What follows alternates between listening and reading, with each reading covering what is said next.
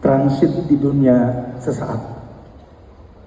Betapa hati ini bergetar ketika Nabi menginformasikan 14 abad yang lalu bahwa umur umatnya itu tidak panjang.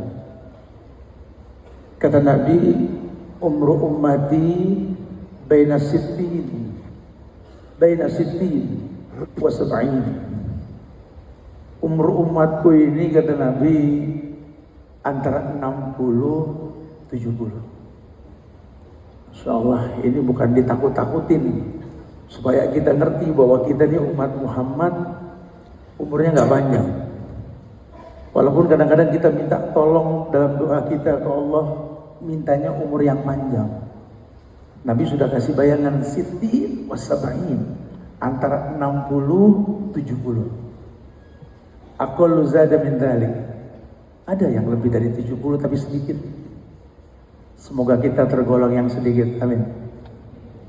Banyak orang berdoa, ya Allah panjangkan umurku, ya Allah panjangkan, ya Allah. Gak ada orang yang berani doa, ya Allah pendekin umurku, gak ada yang berani. Semua minta umur panjang. Tapi kadang-kadang permintaan umur panjang itu umur yang tak tahu angka tetapnya. Ada orang yang berdoa di pojokan masjid, ya Allah panjangkan umurku, ya Allah, ya Allah panjangkan, ya Allah, ya Allah. Kita pernah dengar orang berdoa kayak gitu, kita doain. Yang namanya sama-sama orang Islam saling mendoakan kan boleh. Di samping dia kita doain, ya Allah ini orang minta umur panjang, ya Allah kasih 200. Apaan situ pengen umur panjang? Cuma 200. Aneh punya tetangga umur 80 dituntun jalannya, Ustaz. Yang 85 wheelchair didorong, 200 diseret urusan itu. Orang cuma minta umur panjang, nggak tahu berapa panjang yang dibutuhkan. Makanya Allah menginginkan manusia mengerti bahwa dalam Quran itu seakan-akan dibukakan cara-cara manusia untuk mengerti al-amal bi khawatimiyah. Indahnya Islam ini kan mengajarkan bahwa amal perbuatan kita sejak balik tercatat pahala dosa kita itu ini ada batasan waktunya gitu loh. Beliau mengatakan al-amal bi khawatimiyah, amal ini tergantung akhir bukan awal. Ya, kita harus sadari bahwa kita nggak bisa komplain dengan takdir. Kita nggak bisa komplain dengan takdir. Makanya teknik dakwah Rasul kepada para sahabat itu 13 tahun pertama beliau mendakwahkan tauhid untuk orang mengenal Allah dengan benar di Mekah. 10 tahun beliau hijrah ke Madinah, baru ayat-ayat hukum diturunkan.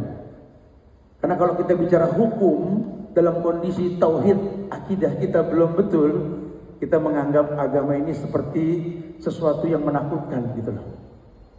Kalau para sahabat Nabi dulu tidak. Ketika mereka tahu memang mereka dididik untuk mengenal Allah dengan cara yang benar, mereka makin tahu Allah, turun hukum 10 tahun di Madinah merupakan anugerah buat mereka, dan buat mereka hukum itu anugerah. Karena setiap ritual yang diperintahkan dalam agama, yang Allah perintahkan, Nabi contohkan, targetnya itu bermanfaat buat si pelakunya. Makanya Nabi pernah mengatakan, kullu amal ibni Adam lahu.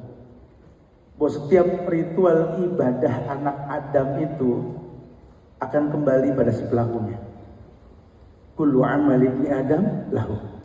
Seluruh ibadah anak Adam itu akan kembali pada pelakunya. Maksudnya bagaimana, Ustaz? Iya, Allah menginginkan ritual ibadah itu membuat si pelakunya menjadi baik setelah dia beribadah. Makanya kalau cuma sekedar gugur kewajiban ibadah yang dilakukan, belum tentu ada bekas. Nih kayak sekarang nih kita kumpul di Istora Senayan, ya, semua penjuru datang untuk menyaksikan kegiatan ini. Wallahu a'lam bishawab. Semoga niatnya sama kita pengen nuntut ilmu. Tapi kan kita nggak bisa paksa orang dengan niat yang sama. Padahal targetnya kalau memang diniatkan menuntut ilmu, Rasul pernah mengatakan, man salaka tariqan yaltamisu fihi ilman, sahalallahu lahu bi tariqan ilal jannah. Orang yang bersengaja keluar menuntut ilmu lillah karena Allah, Allah janji sahalallahu lahu bi tariqan ilal jannah. Allah pasti akan mudahkan dia masuk ke surga. Jangan diterjemahkan kalau pulang menuntut ilmu pada mati, bukan. Tapi lebih kepada kalau dia menuntut ilmu, Allah akan mudahkan dia untuk masuk ke surga. Kan penyebab masuk surga macam-macam. Ya. Syahadat, sholat, zakat, puasa, haji, ritual, rukun Islam. Atau memang kalau buat perempuan itu Nabi mengatakan, idza sholatil mar'ah khamsaha wa shamat syahraha wa hafazat farjaha wa ata'at zawjaha qila laha udkhulil jannah min ayyi abwabi syi'ti. Ada hadis Nabi yang menginformasikan kepada para wanita akan penyebab surga yang bisa dia masuki. Ini yang dimaksud akan dipermudah dia berbuat itu. Kata Nabi, idza sholatil mar'ah khamsaha, kalau para akhwat mengerti, dia bisa fokus dengan sholat yang 5 waktu aja deh. Alhamdulillah Ustaz, 5 waktu mah udah gak pernah enggak, bagus. Tapi kalau cuma sekedar gugur kewajiban, siapa juga sanggup. Cuma kan sholat punya misi, tanha anil fakhsha wal munkar. Betul Nabi mengatakan sholat itu tahrimuhu takbir wa tahliluhu salam. Sholat itu dimulai dengan takbir, diakhiri dengan salam. Itu ritual gerakan sholat. Cuma targetnya itu kan tanha anil fakhsha wal. Bisa gak sholat yang kau gugurkan tadi itu membuat dirimu tercegah dari perbuatan keji dan mungkar? Ini target. Tidak semua orang mampu untuk melakukan itu. Karena kalau boleh jujur, berapa banyak orang yang sholat dengan gerakan yang betul, cara yang betul, tapi efeknya tidak seperti yang diinginkan. Syekh Al-Albani dalam kitabnya Sifat Sholat Nabi itu mengatakan dalam 1 rakaat orang sholat berdiri, niat, menghadap kiblat, takbir, Al-Fatihah, ruku, i'tidal, sujud, iftiroz sujud, tawarruk, salam. 1 rakaat ada 735 hadis lebih yang sahih yang menjadi dalil untuk itu. Dia pelajari.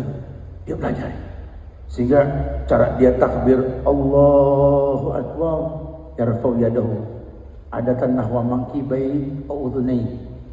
Dia mengangkat tangan seperti yang dicontohkan Nabi. Terkadang sejajar dengan bahu, terkadang dengan telinga. Allahu Akbar wa wada'u fi sadri, meletakkannya di dada. Sodrun ma'idah batnun dada sodri. Makana kafil yumna fawqa zuhri kafil yusra. Telapak tangan kanannya ini di atas punggung telapak kiri.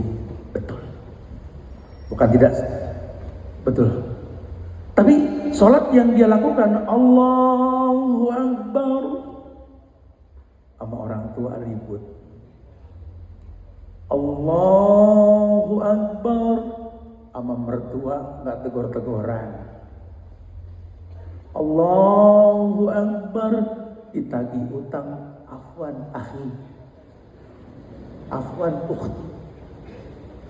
Allahu Akbar, eksklusif, nggak mau kenal sama yang lain. Allahu Akbar, bengkelahi sama tetangga. Sholat tidak berdampak. Ini nggak diinginkan sama Allah. Buat orang yang berilmu, dia akan jadikan ukuran sholat itu pencegah dia perbuatan keji dan mungkar. Perempuan ditekankan seperti itu. Kita minta sama Allah ilmu untuk itu. Sehingga apapun yang kita perbuat dalam bentuk sholat mendatangkan manfaat. Wasomat sahroha. Kalau seandainya dia merapikan puasa di bulan Ramadan saja, nggak usah puasa-puasa yang lain deh, nggak usah sibuk gonta-ganti status WA. Ayo mulbi, Puasa Rajab, pada berantem gara-gara puasa Rajab. Utang bayar. Utang bayar. Bukan nggak boleh melakukan yang sunnah, bahkan yang sunnah mendatangkan cintanya Allah. Lalu hadis qudsi mengatakan, la yazalu 'abdi yataqarrabu ilayya bin nawafil hatta uhibbahu. Ini Allah yang ngomong langsung. La yazalu 'abdi yataqarrabu ilayya bin nawafil hatta uhibbahu. Tidaklah seorang hamba menghiasi yang wajib dengan yang sunnah sampai aku jatuh cinta, kata Allah. Cintanya Allah akan datang kepada manusia yang gemar melakukan yang sunnah. Yang wajib biasa, nothing spesial. Tapi kalau yang wajib bisa dihiasi dengan yang sunnah, itu yang afdal. Cuma kan hari ini kadang-kadang orang yang wajib dikerjakan itu membuat takjub orang. Padahal zaman dulu biasa aja. Oh bro, gue punya teman begini bro, agamanya jarang orang kayak dia. Apa kelebihannya? Sholat 5 waktu, sama gue juga begitu. Mah, aku pengen nikah mah. Ini kebetulan Allah tunjukin aku ini seorang perempuan mah, ya Allah mah. Agamanya begini mah. Agama apa begini? Ada agama Islam, Kristen, Hindu, agama apa lagi, baru lagi nih. Agamanya bagus mah. Lu bisa tahu agama dia bagus gimana? Pakai jilbab, emang harus. Kirain apa? Soalnya ini zaman kan orang kalau ngomong jilbab, ngomong kerudung kan kadang-kadang pinteran dia mah. Lu pakai kerudung dong, hati dulu yang dikerudungin. Hati dikerudungin. Copot tuh hati, pakai mergo, kalau nggak mati yang punya itu. Subhanallah. Suka pada bikin cara sendiri. Sholat sahroha, dia puasa bulan Ramadan. Dia fokus, dia nggak sibuk dengan bicara yang sunnah, yang wajib dulu dia selesaiin. Karena agama supaya ringan. Agama ini ringan, agama ini asik. Ad-dinu yusrun, agama ini mudah. Yassiru wa la tu'assiru, basiru wa la tunafiru. Permudah manusia, jangan dipersulit. Nanti akan datang masa di mana dia menghiasi yang wajib dengan yang sunnah. Wa ata'at zawjah wa hafazat farjah. Dia jaga auratnya, dia tutup auratnya karena dia tahu dia adalah mutiara, dia adalah berlian yang mesti terjaga, terlindungi dengan nilai khusus akan ikatan yang mengikat dia. Wa ata'at zawjah, dia patuh suaminya. Kilalaha, dikatakan kepada dia, udhulil jannah min ai abwabi syi'ti. Suruh masuk surga dari pintu manapun yang dia inginkan. Ini kan kabar indah dari Rasul. Cuma prakteknya gak seringan yang kita ucapkan barusan. Disitulah pentingnya kita mendekatkan diri kepada Allah, minta kemudahan dengan ritual ibadah. Kalau bicara keumuman dalil, Allah sudah mengatakan, kata Allah, walau syi'na la'ataina kulla nafsin hudaha. Kalau aku mau, kata Allah, kalau aku mau sebagai pencipta, walau syi'na la'ataina kulla nafsin hudaha. Aku bisa mendatangkan hidayah pada setiap orang. Ini kalau Allah mau, se-Jakarta dapat hidayah semua. Semuanya pinter ngaji, semuanya apal Quran, hadis wal pala, udah connect 3 sepi. Tumben nih acara sepi, udah pada pinter kan gitu kan. Allah bisa, Allah mampu.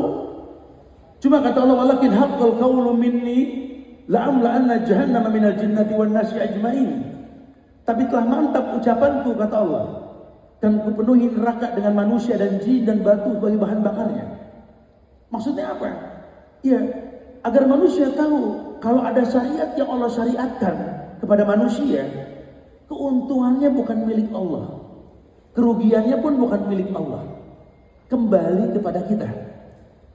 Terbayang wajibnya dewasa dalam permasalahan ini, mengembalikan fungsi hidup yang Allah ciptakan kita untuk beribadah. Wa ma khalaqtul jinna wal insa illa liya'budun. Tidaklah kuciptakan jin dan manusia kecuali untuk beribadah. Dan ibadah ini bukan made in manusia. Allah utus pada setiap umat seorang rasul untuk mengajarkan ibadah. Walaqad ba'asna fi kulli ummatin rasulan an i'budullaha wajtanibut taghut. Ini ayat. Allah firmankan dalam Al-Qur'an, walaqad ba'asna fi kulli ummatin rasulan an i'budullaha wajtanibut taghut. Kata Allah, kami utus pada setiap umat itu seorang rasul untuk mengajarkan cara beribadah, ani'budullaha, dan menjauhkan tauhid yang diibadahi selain Allah. Maka bahasan poin dalam dakwah itu kan tauhid, supaya nanti manusia gampang menerima dalil. Cerdasnya Nabi begitu tuh. Beliau contohkan cara bermuamalah dengan manusia yang awam, dakwahkan dulu tauhid. Jangan omongin perbedaan. Karena dalil tentang hukum itu akan ada di Quran dan Sunnah. Tapi sebelum kamu ngomong Quran dan Sunnah, kamu perlu jelaskan dulu ke orang, Quran itu apa? Kalamullah, ucapan Allah. Sunnah itu apa? Ya berkaitan dengan hadis Nabi, baik ucapan, perbuatan, keputusan, apapun yang Nabi lakukan sifatnya sunnah. Sekarang kita mau ngomong Quran ke orang yang gak kenal Allah, kita mau ngomong sunnah ke orang yang gak tahu Rasul. Ini kan bahaya sekali. Apalagi hari gini, gorengan-gorengan sosmed kan Masya Allah.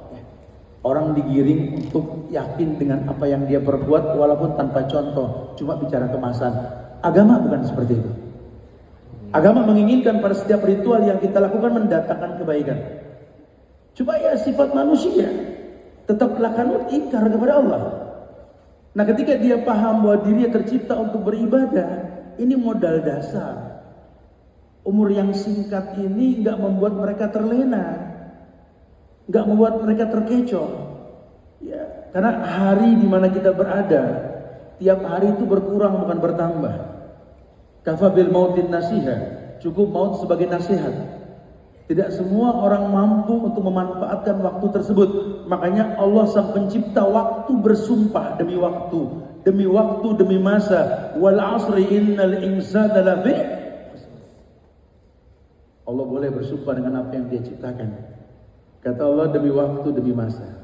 Innal insana lafi. Sesungguhnya yang namanya manusia itu rugi. Jadi nggak ada yang untung karena kebanyakan yang salah. Tapi Allah informasikan ada juga yang beruntung. Illal ladzina amanu wa amilus shalihat. Yang tidak rugi cuma yang beriman dan beramal soleh. Ini pun kabar setiap amal. Kalau cuma sekedar gugur kewajiban, iman tidak dikontrol, bahaya. Wallahi bahaya sekali. Karena yang dikhawatirkan orang cuma merasa benar. Orang merasa betul. Agama kalau udah pakai perasaan bahaya. Kayak orang diet, perasaan sudah kurus, perasaan.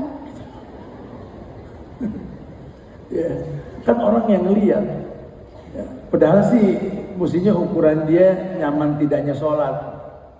Cuma ibadah kita kalau kita melihat ke badan, ke diri kita, ukurannya enak gak enak kondangan. Padahal dalam agama ukurannya sholat, yang nyaman buat sholat. Kenapa? Karena hukum asal manusia setelah dia bertauhid, dia sholat.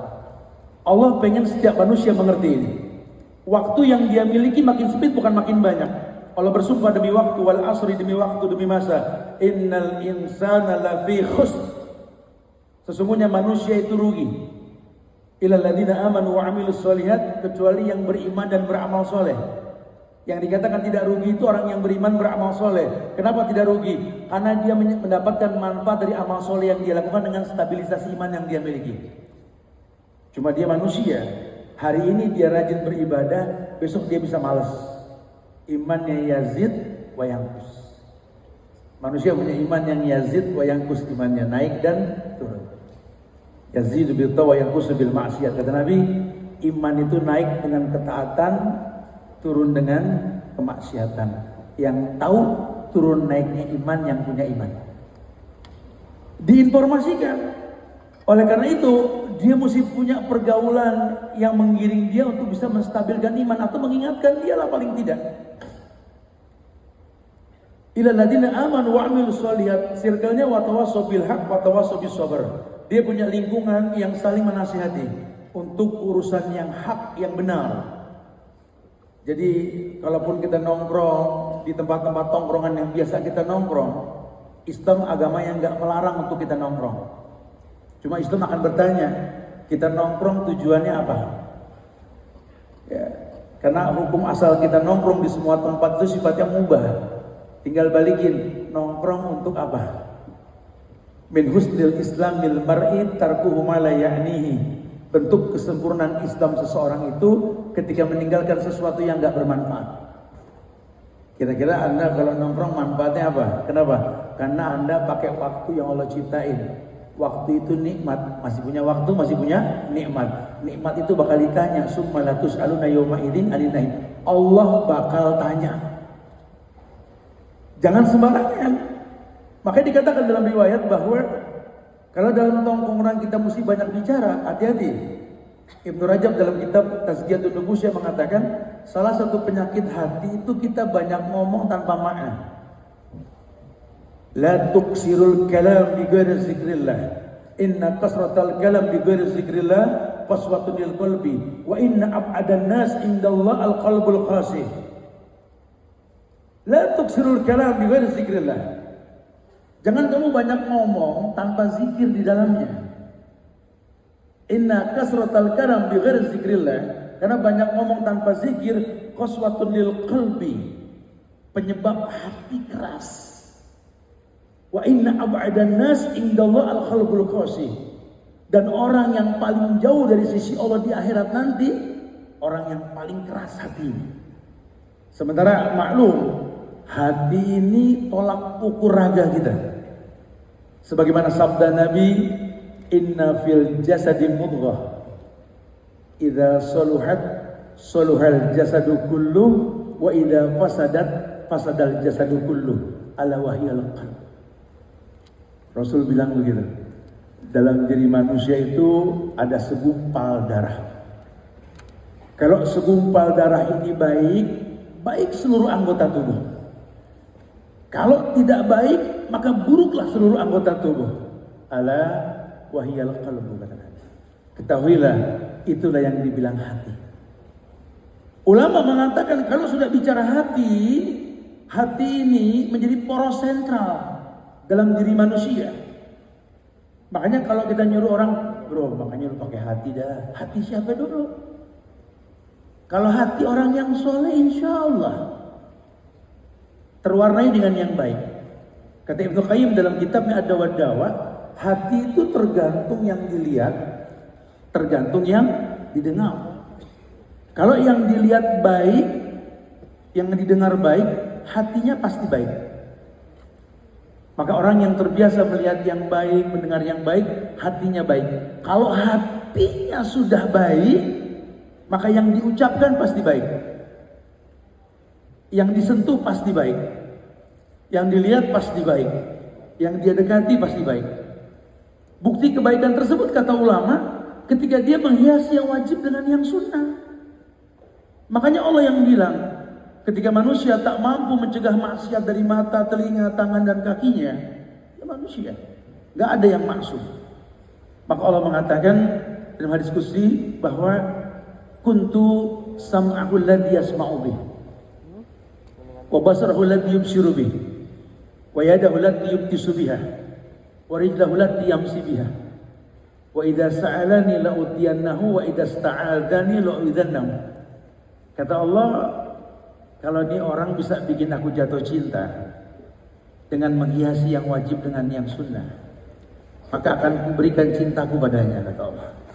La kuntu ahbabtu, kalau aku sudah jatuh cinta, kata Allah, kuntu sam'ahu alladhi yasma'u. Kata Allah, aku yang bakal jaga telinga yang dengannya dia mendengar. Wa basarahu alladhi yubsiru bih. Aku yang bakal jaga mata yang dengannya dia melihat. Apapun bisa kita lihat. Wa yadahu allati yubtisu biha. Aku yang bakal jaga tangan yang dengannya dia menyentuh. Wa rijlahu allati yamsi biha. Aku yang bakal jaga kakinya melangkah kemana. Kenapa Allah bilang begitu? Karena Allah tahu manusia tidak ada yang maksum. kecuali para nabi rasul yang Allah maksudkan. Jangan bilang kamu yang sering berdosa dengan mata, telinga, tangan, kaki mengatasnamakan hijrah, merasa nggak berdosa. Ustaz, alhamdulillah nih Ustaz, ane ini udah masuk bulan ke-6 nih Tat, hijrah. Masya Allah. Kalau ane inget sih Tat, udah 6 bulan nih ane nggak berdosa. Nomor telepon berapa? Pengen nanya telepon orang nggak berdosa. Ya ini yang begini kalau nggak diingetin nih 6 bulan hijrah, bulan ke-7 jadi ikhwan kibar. Bukan Ustadz kibar, ikhwan kibar. Jadi mirip-mirip Ustadz padahal bukan Ustadz galak sama hukum. Ingat, manusia ini tidak maksum. Rasul yang Allah maksumkan, Nabi yang Allah maksumkan, karena itu dapat wahyu. Nggak bisa kalau badan kotor dapat wahyu, nggak bisa. Sama dengan level kita. Kita disuruh banyak beristighfar buat punya wadah ilmu. Ya. Biar kata tiap majlis taklim kita datengin, tablik akbar sampai segede gini kita datengin. Kalau kita nggak bersihin wadah ilmu di badan kita, cuma selayang pandang. Pulang ke rumah, anak nanya, tadi gimana mah? Konek 3 mah, Isra Senayan. Seru. Yang dikaji apa ya? Allahu alam, Allahu alam. Kayak orang baca kaligrafi masjid. Ada orang bikin kaligrafi masjid sampai banyak, bagus-bagus. Anda datang ke masjid tersebut mau kaji. Kalau kalian nggak ada yang bikin dosa, kumusnahkan kalian semua. Berarti mesti berdosa, tak? Bukan begitu. Bukan ke sono larinya. Ini informasi Tuhan bahwa kamu tuh manusia pasti berdosa. Jadi jangan sok merasa nggak berdosa, khususnya emak-emak nih. Kalau urusan anak di sekolah berantem sama temennya, urusan rame di sekolah anak berantem antar murid, ibunya yang maju. Dengerin ya, Ustaz. Anak saya tidak pernah berbuat salah. Babenya Jibril kali ini. Dia nikah sama malaikat. Anak siapa tidak punya salah? Kalau ngomong cabein di mulutnya. Lawang Nabi saja bersalah dimaksumkan sama Allah. Kok bisa ada orang nggak bersalah? Jangan, bukan begitu bahasa agama. Ya, dan kita juga pasti berbuat salah. Siapa yang nggak berbuat salah? Kullu bani Adam khata. Bahwa setiap anak Adam ini pasti punya salah. Wa khairul khata'in at-tawwabun, dan yang paling baik dari orang yang berbuat salah itu orang yang mau bertaubat. Makanya kalau kita punya teman yang baik kemudian dia khilaf berbuat salah, jangan ditutup pintu taubat buat dia. Ini kadang-kadang penyakit kita nih, kalau berteman sama orang baik kemudian dia tergelincir berbuat salah, kayaknya surga nggak boleh lagi buat dia. Di zaman Nabi ada tuh kejadian loh. Ada orang bikin dosa banyak. Sampai-sampai ada temannya komentar, ini sih orang gak bakal diampunin sama Allah kali dah. Dosanya banyak. Orang Jakarta bilang dosanya bejibun banyak. Gak bakal diampunin sama Allah. Ketika orang tersebut berkata seperti itu, Allah berfirman, "Man dzalladzi yata'ala 'alayya alla yaghfira li fulan. Fa inni qad ghafartu lahu akhbatu 'amalak." Allah marah, kata Allah, siapa orang yang menganggap aku nggak mengampunkan si fulan dengan tumpukan dosa yang dia lakukan. Ketika kau menganggap aku Allah tidak mengampunkan dosa seseorang, saat itu ku ampunkan semua dosa dia, ku batalkan semua perbuatan baik kalian. Allah. Tidak boleh kita menjadi hakim buat agama orang lain. Seberapa sulitnya kita praktekkan dan diperintahkan sama Nabi dan dicontohkan sama Nabi. Kata Nabi, "Idza ra'aitum munkaran falyughayyir bi yadihi, fa in lam yastati fa bi lisanihi, fa in lam yastati fa bi qalbi. Dzalika adhaful iman." Nabi bilang, kalau kamu lihat kesalahan, amar ma'ruf nahi munkar, rubah dengan tanganmu. Tarik tangannya, nasihatin. Semoga dia bisa berubah. Penyebabnya kamu, izinnya Allah. Kalau sampai ajakan kamu untuk berdialog, tarik tangan dia nggak suka, ya udah, kemas kata yang indah, yang betul-betul mendatangkan kebaikan, gitu ya. Yang lembut, ajak ngomong baik. Udah capek, kata Ibnu Qayyim, idza kunta aw hasadka dzunub fada'aha wa in syi'ta falyastanis. Kalau kalian sudah capek bikin dosa, tinggalin dosa. Ini bahasa Ibnu Qayyim, idza kunta aw hasadka dzunub fada'aha wa in syi'ta falyastanis. Kalau kalian sudah capek bikin dosa, tinggalin dosa. Manusia akan mengulang dosa dan dia akan merasa lelah dengan dosa. Karena dosa itu mahaga fi nafsik wa karihta ayatolih alainas. Dosa itu ya hukum asalnya membuat kamu sesek di dada. Mahaga fi nafsik, hukum asal dosa nih. Kalau kita berdosa terus, aduh kenapa dosa gitu loh. Ya Allah, kenapa dosa lagi sih ya Allah. Haga fi nafsik wa karihta ayatolih alainas. Dan pasti kamu malu kalau orang tahu kamu berdosa. Itu dosa hukum asalnya. Makanya hari gini sosmed ini orang ekspos dosa. Bangga dengan dosa, dipertontonkan dosa. Hukum asal dosa itu mahaga fi nafsik wa karihta ayatolih alainas. Yang bikin nyesek dada, benci kalau orang lain tahu, itu hukum asal dosa. Subhanallah. Makanya Allah membuka diri. Allah mengatakan, ya ibadi, walaupun kau pelaku dosa, lihat bahasa Allah, ya ibadi, wahai hambaku, ya ibadi. Lau ataitani bi qurabil ardi khataya, thumma laqitani la tusriku bi syai'an, la ataituka maghfiratan mislaha. Allahu akbar. Allah bilang, ya ibadi, wahai hamba-hambaku, lau ataitani bi qurabil ardi khataya, kalau nanti kau berjumpa denganku, kau seret dosa seluas langit dan bumi yang pernah kau lakukan, bersimpuh kau di hadapanku tanpa ada kesyirikan, kau minta ampunan, la ataituka maghfiratan mislah, akan kudatangkan ampunan sebesar dosa yang kau lakukan. Ya ibadi, law dhunubuka ananas sama, atani la tusriku bi syai'an la ataituka maghfiratan mislaha. Duhai hambaku, hambaku, hambaku, kata Allah. Pun kau lakukan dosa, setelah berbuat dosa kau tumpuk dosamu setumpuk-setumpuk sampai menjulang bak langit yang paling tinggi.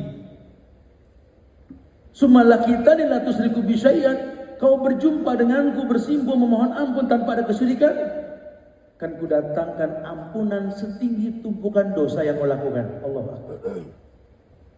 Maka informasi baik di awal kita bahas tadi, Nabi yang mengatakan al-amal bi khawatimiha. Amal itu tergantung akhir, bukan awal. Orang nggak dilihat siapa dulu, orang dilihat siapa dia sekarang. Kita nggak bisa pilih takdir. Ya Rabb,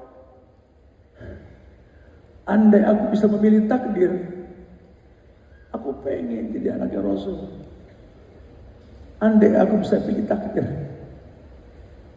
aku pengen dilahirkan sama Khadijah, perempuan yang akan memimpin perempuan di surga nanti.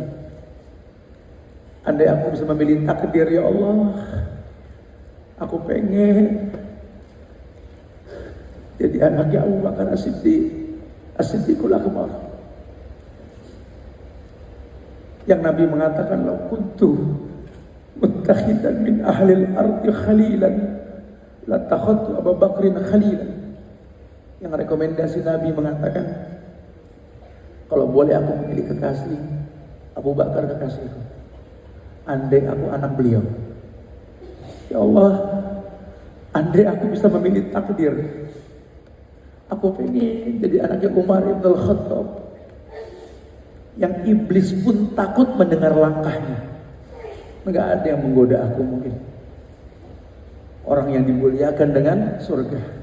Maka Nabi mengatakan, kalau ada nabi setelahku, Umar itu nabi. andai aku bisa memilih takdir, aku pengen jadi anaknya Utsman bin Affan. Sahabatnya, hartanya malu Nabi menolak dia kalau sedekah. Orangnya sudah meninggal 14 abad yang lalu, hartanya masih ada di Mekah Madinah sampai sekarang. Allah percaya dengan kejujurannya. Utsman yang pernah menghatamkan Quran 1 rakaat, andai aku anak dia. Andai aku bisa memilih takdir, aku pengen jadi anaknya Ali bin Abi Thalib. Membaul ulum. Orang yang dimuliakan dengan surga. Andai aku bisa memilih. Cuma kita gak bisa milih takdir. Dialah orang tua kita. Dialah ayah kita. Dialah ibu kita. Orang yang tidak baik. Orang yang penuh dengan kekurangan dalam agama. Aku dilahirkan di tempat yang umum. Bahkan mereka bukan muslim. Gak ada yang mendidik aku. Andai aku bisa memilih takdir. Cuma Islam nggak memberatkan itu. Islam menginginkan kau tahu amalmu tergantung akhirmu, bukan awalmu. Betul, sorga itu milik Allah. Berapa banyak orang yang dimasukkan ke sorga, dijadikan nabi dan rasul, dan kita sudah bukan lagi itu. Berapa banyak orang yang dimasukkan sorga jadi istri nabi, jadi istri rasul, dan para akhwat sudah nggak kebagian kuota sudah. Berapa banyak orang yang dimasukkan sorga, wallahi dia menjadi ulama, warasatul anbiya, tabi'in. Berapa banyak orang yang masuk sorga karena dia hafal Quran, hafal hadis. Kita nggak jadi rombongan mereka, karena kita nggak mampu seperti mereka. Tapi Rahman Rahimnya Allah. Berapa banyak orang yang masuk sorga karena dia bertobat menangisi dosa yang pernah dia perbuat. Ini yang Allah perintahkan, wasari'u ila maghfiratin min rabbikum wa jannatin arduhas samawat uiddat lil muttaqin. Allah bilang wasari'u, cepat untuk banyak orang. Wasari'u, cepatlah kalian ila maghfiratin min rabbikum, untuk mendatangi meminta ampunan Rabb kalian, Rabb yang menciptakan kalian, Rabb yarugu. Kalau kalian sudah minta ampun sama Tuhan kalian yang namanya Allah, wa jannatin arduhas samawat, minta sorga. Minta sorga. Karena minta sorga ini ya minta masuk sorga. Cuma penyebabnya kan banyak. Minta sorga, penyebabnya banyak. Ya tadi, bagaimana caranya gampang dapat sholat 5 waktu, puasa bulan Ramadan, mungkin perempuan menutup aurat, lagi perintahkan itu. Atau patuh pada suaminya, ya suami pun memberikan yang terbaik buat keluarganya. Ayo. Nggak segampang teorinya, prakteknya berat. Makanya Allah pengen manusia ini secara umum mengenal Allah dengan cara yang betul. Bahkan sampai dalam satu riwayat bahwa Allah Tabaraka wa Ta'ala, Allah Jalla wa Ala menginginkan manusia mengerti bahwa ternyata orang yang berbuat salah itu, hatta orang beriman juga melakukan itu. Jemaah, nanti pulang ke rumah buka tafsir Al-Hadid ayat 28. Lihat, asik tuh tafsirnya. Ketika ayat itu menjelaskan tentang orang beriman, kata Allah, ya ayyuhalladzina amanu ittaqullah wa aminu birasulih yu'tikum kiflain min rahmatih wa yaj'alakum nuran tamshuna bihi wa yaghfir lakum. Kata Allah, ya ayyuhalladzina amanu, orang yang beriman. Kalau terjemahan letterlocknya ini kayak ini ayat nggak buat sembarangan orang, cuma buat yang beriman. Jadi hai orang yang beriman, kata Allah, ittaqullah, bertakwalah kepada Allah. Menandakan untuk bertakwa tanpa iman nggak bisa. Ya, makanya ada stabilisasi iman. Ini sering kita kaji di beberapa pengajian tentang stabilisasi iman. Karena iman itu yazid wa yanqus. Iman itu naik turun. Allah bilang, ya ayyuhalladzina amanu ittaqullah, orang yang beriman bertakwalah kepada Allah, wa aminu bi rasulih, dan berimanlah dengan yang Rasul bawa. Ayat itu menjelaskan, baguskan imanmu, bertakwalah. Takwa itu ujung semua ibadah. Syahadat, sholat, zakat, puasa, haji, nikah, cerai, muamalah, semua ibadah. Umroh, semua ibadah. Tanpa iman kau tak memiliki hasil. Karena Allah menjanjikan kebaikan cuma buat orang beriman. Perintah Allah untuk beramal soleh mengedepankan iman. Ittaqullah, bertakwalah kepada Allah. Kamu bisa jadi orang yang bertakwa dengan ritual ibadah yang kamu lakukan. Makanya ujung ibadah itu la'allakum tattaqun. Ujung ibadah itu la'allakum tattaqun, agar kalian bertakwa. Kalau kalian sudah bertakwa, diuntungkan dengan ritual ibadah yang kalian lakukan. Apa kata Allah? Wa may yattaqillah yaj'al lahu makhraja. Orang yang bertakwa kepada Allah, Allah berikan makhrajan, solusi dalam hidupnya. Dan makin dewasa dia makin mengerti bahwa hidup ini adalah perpindahan dari satu masalah ke masalah yang lain. Kalau secara teori sih kayaknya kita nggak bakal berdosa nih hari dan teori. Cuma kan setan lebih pinter. Ali nggak berdosa kan? Ini Ali nggak berdosa. Gaya ngomongnya begitu. Dari gaya ngomongnya udah berdosa nih orang. Ya, mungkin dia nggak berdosa ke orang, ke dirinya. Ria, sum'ah, ujub. Ria tahu, pengen dilihat orang. Sum'ah tahu, pengen didengar orang. Ujub tahu, takjub dengan diri sendiri. Mentang-mentang sholat 5 waktu, ikut acara connect, lihat yang lain pada nggak sholat, kayaknya banyak penghuni neraka di sini. Bro, kalau ngomong barangan deh. Iya tak, hanya sholat, yang lain kagak tak. Lu nggak paham, yang lain musafir dua-dua tadi dia lu kan enggak. Jangan suka jadi hakim buat agama orang lain, hati-hati. Hati-hati. Islam ini nggak pengen kita terjebak dalam hal yang seperti itu gitu loh. Makanya bahasa Allah kan, ya ayyuhalladzina amanu taqullah, hai orang yang beriman bertakwalah kepada Allah. Kalau kamu sudah bertakwa, berimanlah kepada Rasul. Karena takwa itu kan ibadah, sementara ke Rasul itu kan ittiba. Nggak bisa kamu beribadah tanpa ittiba, nggak bisa. Quran umum mengatakan aqimis sholata lidzikri, dirikan sholat untuk mengingatku. Caranya kan Rasul. Kalau enggak kejawen yang urusannya. Ngaku sholat kiblat salah, gerakan enggak betul. Butuh Rasul. Apa demi Rasul? Kalau betul imanmu, takwamu kau miliki, ittibamu sama Nabi betul, Allah bilang, yu'tikum kiflain min rahmati. Kami pastikan, kata Allah, ada 2 kemuliaan yang kami berikan kepada kamu. Yu'tikum kiflain min rahmati. Rahmatku 2 untuk kamu. Yaj'alakum nuran tamsuna bihi. Aku akan berikan cahaya yang kau berjalan di bawahnya. Maksudnya apa? Setiap langkahmu itu berdalil. Karena cahaya yang dimaksud ilmu. Al-ilmu nur. Ilmu itu cahaya Allah. Wa nurullah la yuhda lil 'asi. Dan cahaya Allah itu enggak datang ke orang yang bermaksiat. Paham ya?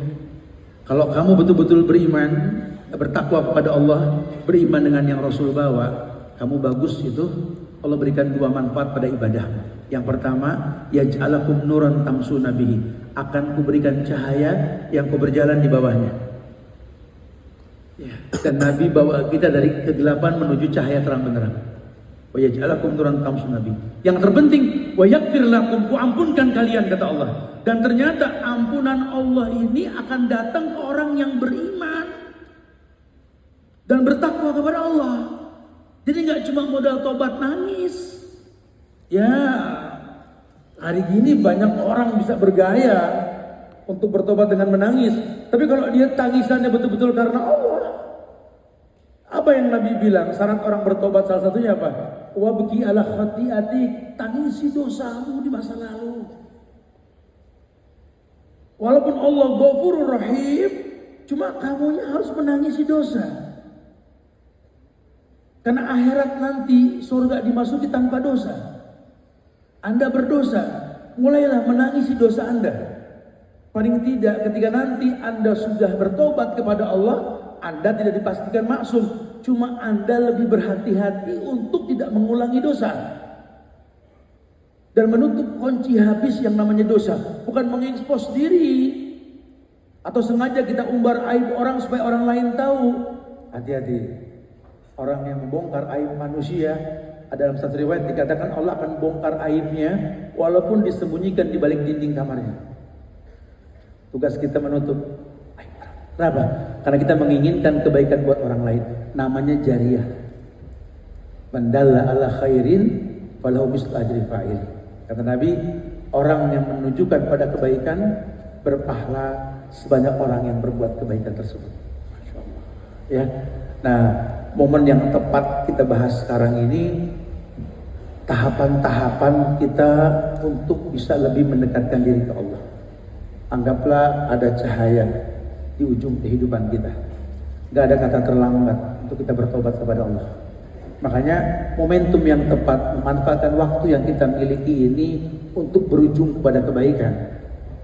Tentu kita mesti gerakkan diri kita untuk gemar belajar. Ya, memohon yang terbaik sama Allah supaya tahapan-tahapan kebaikan tersebut datang dalam kehidupan kita insya Allah. Karena jamaah, wallahi diperintahkan kita mengkritisi iman. Kalau iman sudah bagus, betapa gampangnya hidayah datang ke dalam diri kita. Allah yang berfirman, walladzina jahadu fina lanahdiyannahum subulana. Orang yang bersungguh-sungguh di jalan kami, ya akan kudatangkan hidayah karena kebaikan yang dia lakukan. Masya Allah. Taib, mungkin kita bisa bertanya jawab kali ya. Ada yang mau ditanyakan bisa lebih lanjut suasana, silakan. Akhir da'wana alhamdulillahirabbil alamin. Fadhal.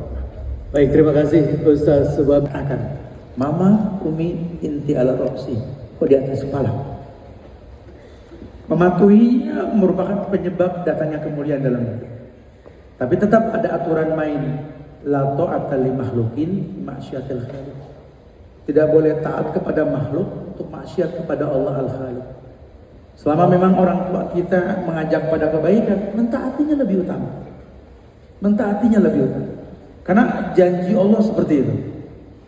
Bahkan kita tahu bicara tauhid, setelah tauhid kan wabil walidaini ihsana, kita berbuat baik sama orang tua. Tapi kalau orang tua ngajak kita untuk sesuatu yang enggak baik, ya enggak boleh patuh. Sampai di Quran dibilang wa in jahadaka al an tusyrika bi ma laysa laka bihi ilmun fala tutihuma. Kalaupun orang tua mau ngajak berbuat kufur, jangan patuh. Tapi jangan dibenci. Sahibhuma fid dunya ma'rufa. Jadikanlah mereka sahabat kita yang ma'ruf, yang transparan. Jadi anak yang bermanfaat. Walaupun tadinya kita berharap orang tua bermanfaat, cuma tidak sedikit kalau lahirkan anak itu yang bakal bermanfaat buat orang tua. Lihat itu, barakallahu fikum, insyaallah. Masya Allah, terima kasih, mudah-mudahan sudah terjawab pertanyaannya. Terima kasih Ustaz. Cuma mungkin memang yang tidak bisa dihindari ini karena ada anak, ya, maka mungkin ada bahasa darurat di mana perceraian itu nggak menimbulkan kemudaratan. Ya, kita berharap dengan bercerai ini anak nggak broken home, agak susah ya. Artinya begini, karena banyak orang yang bercerai, efek buruknya ke anak, nge-brainwash anak untuk benci ke mamahnya atau ke papanya. Kalau ke mamahnya, mamanya jelekin papahnya. Kalau dia anak lagi ke papahnya, papanya jelekin mamahnya. Ini perceraian yang batil. Rubah mindset kita. Nikah itu ibadah, cerai juga ibadah. Jangan salah tanggap. Ya, karena Allah memuliakan perceraian dengan dibuatlah surat cerai dalam Quran, surat At-Talaq. Itu surat cerai. Dan tidak sedikit penghuni sorga yang menceraikan istrinya. Nabi pun sempat menceraikan istrinya, kemudian dikembalikan lagi. Para sahabat juga, cucu Nabi juga. Cuma mindset kita hari gini kan kalau nikah itu baik, bercerai itu nggak baik. Padahal kalau nikah dan cerai karena Allah, akan ada yang akhir yang baik. Kalau memang dengan pernikahan kamu jadi baik, pertahankan. Pertahankan supaya tetap kamu menjadi istrinya atau suaminya. Tapi kalau memang ini tidak baik, ambil keputusan. Laki bisa mentalak, perempuan bisa hulu. Yang susah dari kita ini, dari awal kita benci dan cinta bukan karena Allah. Makanya kalau kita benci dan cinta karena Allah, asik. Ya. Islam ini nggak membenci, nggak menimbulkan kebencian, la darah wala dirah. Makanya kalau ada orang tua nanti mungkin masuk dalam hubungan kalian dengan pasangan yang jadi ex sekarang ini tidak melanggar syariat, tidak menimbulkan kebencian, wallahu alam, silahkan aja ya ikuti. Tapi kalau memang orang tua mungkin melihat mantan tadi, ex tadi mungkin agamanya nggak bagus, khawatir nyari duitnya juga nggak jelas, masuk ke badan anak nggak jelas, mama lebih suka kamu independen deh. Jadi perempuan yang single parent yang betul-betul dekat sama Allah gitu lah. Kenapa? Menjaga kualitas di badan anak, jangan termasuk yang haram. Boleh-boleh aja. Tapi secara umum memang perceraian yang sudah di luar masa idah itu akan menjadi batasan muamalah laki-laki dengan perempuan. Itu aja sih ya. Yang penting didik anak kita untuk mencintai ayahnya. Ayahnya cuma nggak cocok sama mamahnya. Begitu pula sebaliknya. Maka ada bekas istri, ada bekas suami, tidak ada bekas anak, tidak ada bekas orang tua. Ya semoga Allah jadikan anak kamu anak yang soleh insyaallah ya. Perceraian yang baik, barakallahu fiik insyaallah. Ada lagi yang lain silakan. Masya Allah. Terima kasih.